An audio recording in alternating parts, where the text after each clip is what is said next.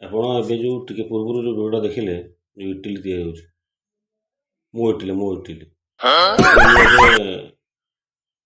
30-32 ଜଣ ସ୍ତ୍ରୀ ଲୋକ କଲେ ତ ଭୁଲ ହେଇଯିବ। ନ୍ୟୁଲି ମ୍ୟାରେଡ୍ ପର୍ସନ୍ ଯେଉଁମାନେ ଅଛନ୍ତି ୱାଇଫ୍ସ ସେଇମାନଙ୍କୁ ମୁଁ ଟ୍ରେନ୍ କରୁଛି। ଫାର୍ଷ୍ଟ କ୍ଲାସ୍ ରୋଷେଇ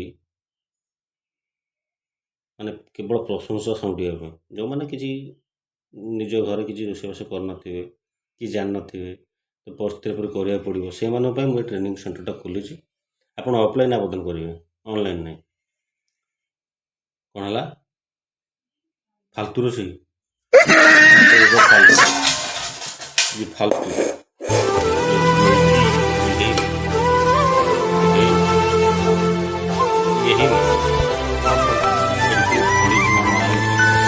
ଅଡ଼ିଜିନ ମରା ହେଲା, ଇଟିଲି ଥୁଆ ହେଲା, ଗୋଳିଆ ହେଲା, ଆଉ ଇଏ ହେଲା ତେଲ ବୋତଲ। କାହିଁକି କହିଲେ? ଜାଣିନ ଘରେ କେହି ନ ରହିଲେ କି ଖେଳ ନେଇଯିବ, ମୋର କି ହଇରାଣ ହେବ। ଆମର ମାସକୁ 32 ଦିନ ପିକନିକ୍ ଟୁର୍ରେ ଯାଆନ୍ତି, ମମି, ବେଟି, ବେଟା ଆଉ ହଁ ମାସକୁ 32 ଦିନ ସବୁ ଟୁର୍ରେ ଯାଆନ୍ତି। ଏମିତିଆ ଶୁଣ, ମୋ କହିବା କଥା ଏମିତିଆ ଫାର୍ଷ୍ଟ କ୍ଲାସ୍ ରୋଷେଇ ଶିଖିବାର ଅଛି ତାହେଲେ ଅଫଲାଇନ୍ ଆପଣ ଆବେଦନ କରିପାରିବେ। ଆଉ ଯେଉଁମାନେ ତ ଘରେଇ ଗୃହିଣୀମାନେ ଯେଉଁମାନେ ସ୍ତ୍ରୀ ଲୋକ ରହିଲେ ସେମାନେ ତ ଅଳ୍ପ ବହୁତ କିଛି କରିଥିବେ, ସେ ଜାଣିଥିବେ, କାହିଁ ବେକାର ତାଙ୍କୁ ସମୟ ନଷ୍ଟ କରିବେ। କିଛି ଜାଣିନାହାନ୍ତି, ଘରେ କିଛି କରୁନାହାନ୍ତି, ପରିସ୍ଥିତି ପଡ଼ି କରିବାକୁ ପଡ଼ୁଛି, ନହେଲେ ନିନ୍ଦା ଶୁଣିବାକୁ ପଡ଼ୁଛି, ବୁଝଣା ସହିବାକୁ ପଡ଼ୁଛି, ସେମାନଙ୍କ ପାଇଁ ମୁଁ ସେଣ୍ଟରଟା ଖୋଲିଛି।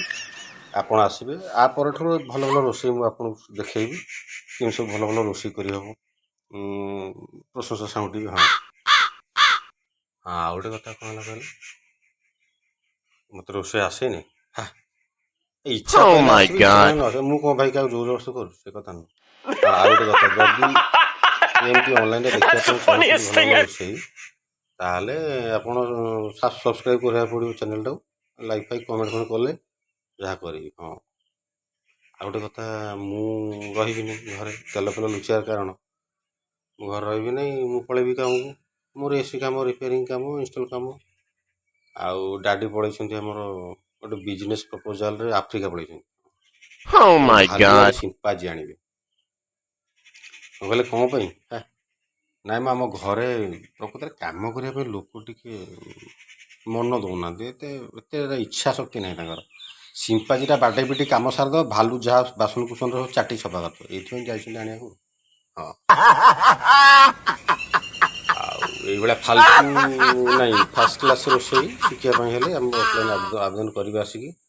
ମୁଁ ଅନଲାଇନ୍ ମାଧ୍ୟମରେ କିନ୍ତୁ ମୋ ଶିକ୍ଷା ମାନେ ଟ୍ରେନିଂଟା ଅନଲାଇନ୍ରେ ଦେବି, କିନ୍ତୁ ଅଫଲାଇନ୍ ଆସି ବୁକ୍ କରିବାକୁ ପଡ଼ିବ। ବର୍ତ୍ତମାନ 32 ଜଣ ସ୍ତ୍ରୀ ମାନେ ମଡ଼ର୍ଣ୍ଣ ସୋସାଇଟିରୁ ବିଲଙ୍ଗସ୍ କରୁଥିବା ଯେଉଁମାନେ ନୂଆ ବିବାହିତା ନାରୀ, ସେମାନଙ୍କୁ ମୁଁ ତାଙ୍କୁ ଟ୍ରେନିଂ ଦେଉଛି।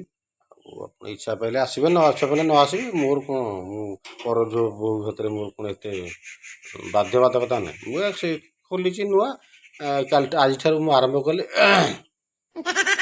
ଆସିବେ ଯେଉଁମାନଙ୍କର ଇଚ୍ଛା ଅଛି। ଭଲ ଭଲ ରୋଷେଇ ମୁଁ ଦେଖେଇବି, କରିବି ମଧ୍ୟ, ଆପଣ ଅନଲାଇନ୍ରେ ଦେଖିବେ। ଆଉ ଗୋଟେ କଥା କ'ଣ କହିଲେ, ଦେଖନ୍ତୁ ମାନେ ରୋଷେଇ ତ କଲି ତା ସଙ୍ଗେ ସଙ୍ଗେ ସବୁ ଯାକ ଯେତିକି ବାସନ ମୁଁ ୟୁଜ୍ କରିଥିଲି ତାକୁ ସବୁ ସଫା କରିଦେଇଛି। ହଁ ବା, ସଫା ମାନେ କ'ଣ, ତାକୁ ଗୋଟେ ବାନ୍ଧିକି ଅଖାରେ ପୁରେଇ ଛାତ ଉପରୁ ଫୋପାଡ଼ି ଦେଇଛି।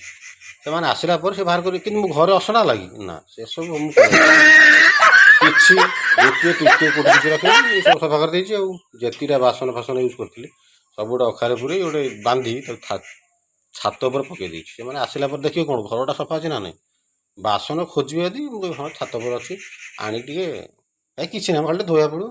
ହଁ ଏଇ ହେଉଛି ତ। ବର୍ତ୍ତମାନ ଘରୁ ସକାଳୁ ଉଠିଲି, ଗାଈ ଗୋରୁ କାମ ସାରିଲି, ତାଙ୍କୁ ପିଆଇଲି, ତାଙ୍କୁ ବାନ୍ଧିଲି, ଏସବୁ କାମ କଲା ପରେ ସାଙ୍ଗେ ସାଙ୍ଗେ ସେଠି ଇଟିଲି କଲି।